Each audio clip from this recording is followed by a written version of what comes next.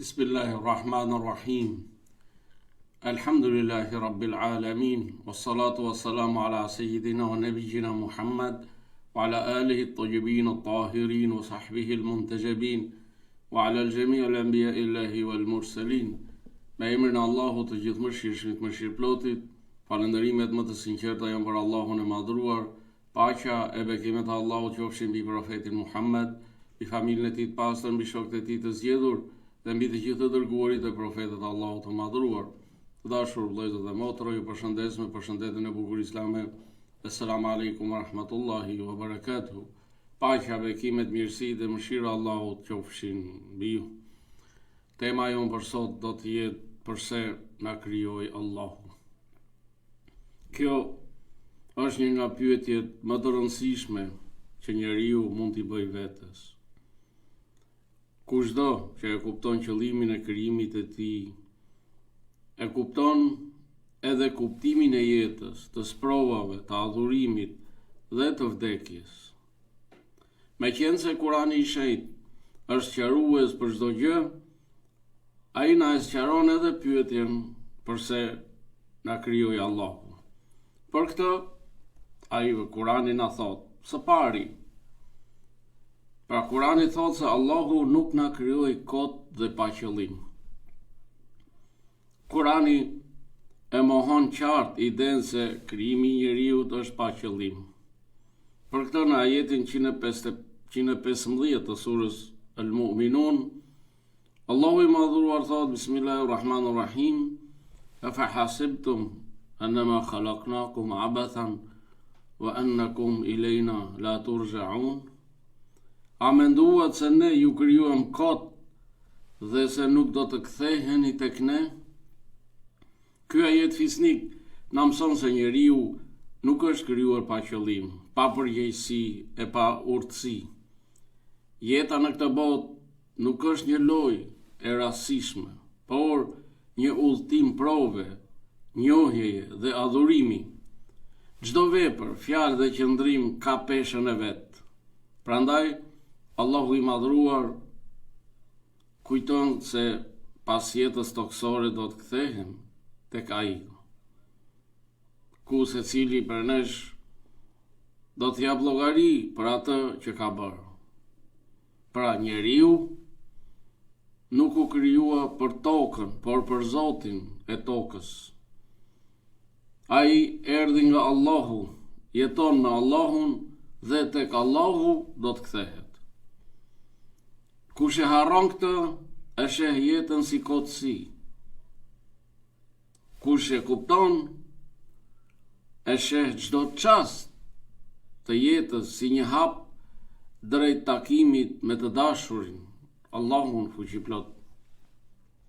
Në ajetin 27 të surës Sad, Allahu i madhruar thot, ne nuk e krijuam qiellin, tokën dhe atë që gjendet mes tyre pa qëllim.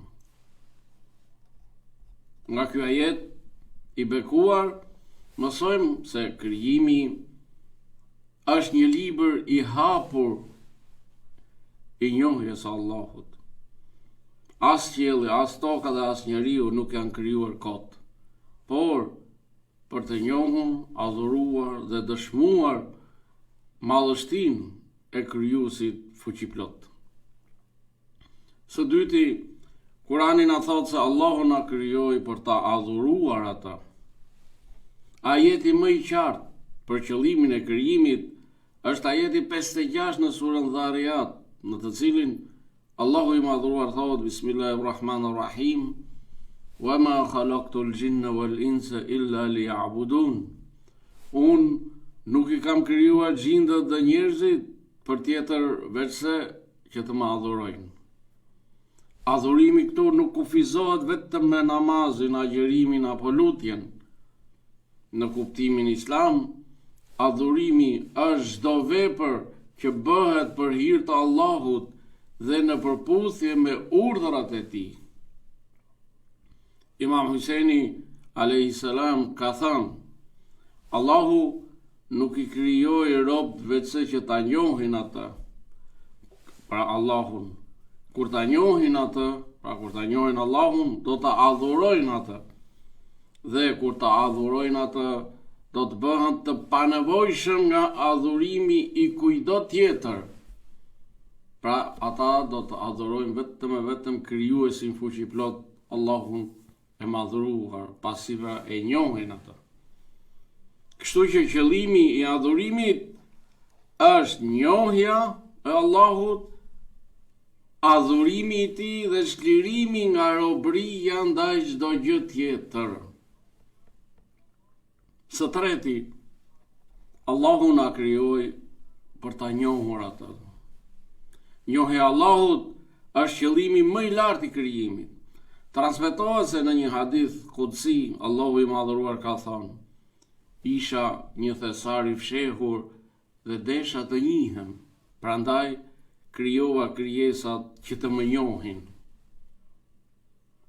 Edhe pse dietarët kanë diskutuar rreth zinxhirit të këtij transmetimi, kuptimi i këtij hadithi kutsi përputhet me mësimet kuranore mbi njohjen e Allahut fuqiplot. Imam Aliu, paqja qoftë mbi të, ka thënë: fillimi i fesë është njohja e tij, pra njohja e Allahut. Njeriu nuk është krijuar vetëm për të ngrënë, për të fjetur, për të shumuar, për të punuar apo për të grumbulluar pasuri.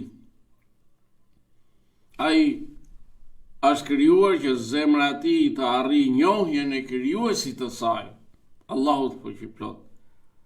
Dhe kur njeriu e njeh ashtu si duhet krijuesin e tij, zemra qetësohet, zemra ndriçohet, zemra gjallërohet, sepse është e lidhur pra me krijuesin e saj. Së katërti, Kurani thotë se Allahu na krijoi për t'u sprovuar. Jeta, të dashur vëllezër dhe motra, është fushë prove, është provim. Në ajetin 2 të surës Mulk, Allahu i madhuar na thot: Bismillahirrahmanirrahim, Alladhi khalaqa al-mauta wal-hayata liyabluwakum ayyukum ahsanu amalan, wa huwa al-azizul ghafur. Ai që krijoi vdekjen dhe jetën për t'ju provuar se cili prej jush është më i miri në vepra. Nga ky ajet fisnik kuptojmë se jeta dhe vdekja janë pjesë e planit të Allahut fuqiplot dhe janë krijuar si një sprovë për njeriu. Vlera e njeriut nuk matet me pasuri, pushtet apo jetëgjatësi, por me sinqeritetin, devotshmërinë dhe mirësinë e veprave të tij. Në këtë ajet, Allahu nuk thot kush bën më shumë vepra, por thot kush është më i miri në vepra, pra kush bën për vepra më të mira. Sipas komentuesve të Kuranit, shprehja pra më i miri në vepra nënkupton veprat që janë më të sinqerta për Allahun, më të drejta sipas udhëzimit të tij, dhe jo domosdoshmërisht të shumta. Pra kërkohet cilësia në vepra dhe jo sasia. Imam Sadiku, paqja qoftë mbi të, ka thënë: nuk është fjala për shumicën e veprave, por për saktësinë dhe sinqeritetin e tyre. Prandaj, sprovat, vështirësitë dhe fatkeqësitë nuk janë shenje braktisjes nga Allahu, por janë pjesë e urtësisë së krijimit. Jeta është amanet, vdekja është kthim, ndërsa veprat janë pasqyra me të cilën njeriu paraqitet para Zotit të tij. Nuk pyetet kush bëri më shumë, por kush veproi më pastër e më sinqerisht. Së pesti, Kurani na thot se Allahu na krijoi për të arritur përsosjen shpirtërore. Njeriu është krijuar për të ngritur vazhdimisht drejt Allahut. Në ajetin 6 të surës Inshiqaq, Allahu i madhruar thot: Ja eyyuhal insanu innaka kadihun ila rabbika kadhan famulaqi. O njeri, ti përpiqesh vazhdimisht drejt Zotit tënd dhe do ta takosh atë. Imam Aliu Pasha Qombi të ka thënë: Allahu ju mëshiroft, ju jeni krijuar për përjetësinë dhe jo për zhdukjen. Pra jeni krijuar për jetën e përtejme, ajo është jeta e vërtet. Nuk jemi krijuar për këtë jetë kalimtare. Prandaj le të përgatitemi për atë jetë të vërtet. Kjo botë është si shkollë. Qëllimi i saj nuk është të qëndrojmë përgjithmonë këtu, por pra të përgatitemi për jetën e amshuar, sepse, siç e thash, ajo është jeta e vërtet. Se gjashti, Kurani na thot se Allahu na krijoi për mëshirën e tij. Shumë dietar kanë thënë se kuptimi i thënies për Allahu na krijoi për mëshirën e tij është që Allahu i krijoi njerëzit që t'i përfshijë në mëshirën e tij, duke u dhënë jetë, furnizim, udhëzim, mundësi për pendim dhe lumturi të përjetshme.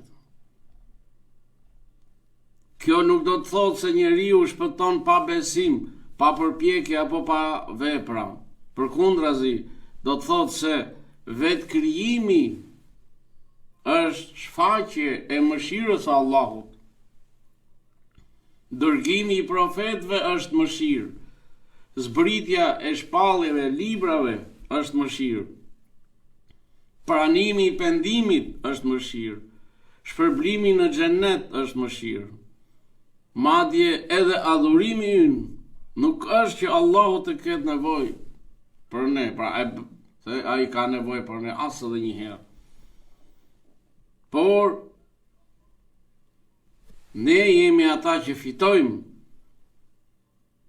afërsinë dhe mëshirën e Allahut kur ne adhurojmë atë. Prandaj Allahu na krijoi jo për të na munduar, por për të na dhuruar mundësinë ta njohim atë, të ecim në rrugën e tij dhe të bëhemi pjesëmarrës në mëshirën e tij të gjerë në këtë botë dhe në botën tjetër. Krijimi është fryt i mëshirës, udhëtimi drejt mëshirës dhe përfundimi i lumtur është hyrja në mëshirën e pakufishme të Allahut fuqiplot. Në ajetet 118 dhe 119 të surës Hud, Allahu i madhruar thot: ata vazhdojnë të jenë të ndryshëm, përveç atyre që i ka mëshiruar Zoti. Dhe për këtë i krijoi ata. Pra i krijoi për t'i mëshiruar. Shumë komentues kanë shpjeguar se qëllimi përfundimtar i krijimit është që njeriu të bëhet i denj për mëshirën e Allahut fuqiplot. Imam Bakr Paqja Qombi ka thënë: Allahu i krijoi krijesat për t'u bërë mirë atyre, jo sepse kishte nevojë për ta. Allahu nuk fiton asgjë nga udhërimi ynë. Përfituesi vetëm jemi ne. Në ajetin 6 të surës Al-Ankabut, Allahu i madhuar thot: "Wa man jahada fa innama yujahidu li nafsi. Inna Allaha la ghaniyun 'anil 'alamin."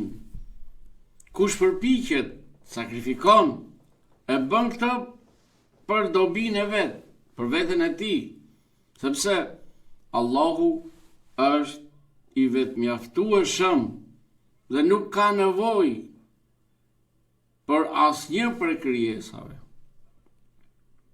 Së shtati, Allahu na krijoi për lumturinë e përjetshme. është gabimi i madh të mendojmë se Allahu na krijoi vetëm për të na dënuar. Përkundrazi, Allahu dëshiron shpëtimin dhe lumturinë tonë. Profeti Muhammed sallallahu alaihi wa ali ka thënë: "Të gjitha krijesat janë familja e Allahut dhe më i dashuri tek Allahu është ai që u sjell më shumë dobi krijesave të tij." Pra ka ky hadith kuptojmë se dëmtimi i krijesave të Allahut është ndaluar. Gjithmonë në shoqëri duhet të mbizotroj dobia dhe jo dëmi. Ky është parimi i Islamit. Pra, profeti i dashur na thot se më i miri, më i dashuri tek Allahu, pra, ndër ju është ai që u sjell më shumë dobi krijesave të tij. Sot fatkeqësisht është e kundërta. Më shumë është përhapur dëmi në mesin e shoqërisë, në mesin e njerëzve se sa dobia. Ky hadith tregon se Allahu dëshiron pra që njeriu të arrijë afërsinë me të përmes mirësisë, përmes drejtësisë dhe shërbimit ndaj të tjerëve. Të dashur vëllezër dhe motra, pasi e mësuam përse na krijoi Allahu, duhet të pyesim vetë tonë: apo e njohim Allahun çdo ditë më shumë përmes Kuranit, lutjes dhe meditimit? Apo e adhurojmë Allahun me sinqeritet, apo vetëm me gjuhë? Apo i shohim sprovat si rrugë drejt përsosjes, apo po i shohim si ndëshkim të menjëhershëm? Apo përgatitemi për jetën e amshuar? Sepse pra kjo botë është kalimtare. Apo përgatitemi, apo përpiqemi të fitojmë mëshirën e Allahut përmes pendimit, faljes dhe bamirësisë? Pra, sipas Kuranit të shenjtë, mësimeve të profetit Muhammed sallallahu alaihi wa ali dhe të ehlibejtit të tij të pastër, Allahu nuk na ka krijuar kot dhe pa qëllim. Allahu na ka krijuar për ta njohur atë, për ta adhuruar atë, për të na sprovuar, për të arritur përsosjen shpirtërore dhe për të merituar mëshirën e tij. Na ka krijuar për të fituar lumturinë e përjetshme në botën tjetër. Imam Aliu, paqja qoftë mbi të, ka thënë: Allahu të mëshiroft, përgatitu për shtëpinë tënde të përhershme dhe mos e shit ahiretin për këtë botë. Allahu na bëft për atyre që e njohin atë, e adhurojnë me sinqeritet dhe arrijnë mëshirën dhe kënaqësinë e tij. O Allah, bekoje Muhammedin dhe familjen e Muhammedit dhe na bekon neve me bekimet e tua. Allahu ju ruaj ju familjet tuaja kudo që t'jeni. Assalamu alaikum wa rahmatullahi wa barakatuh. Paqja, bekimet, mirësitë dhe mëshira e Allahut qofshin mbi ju.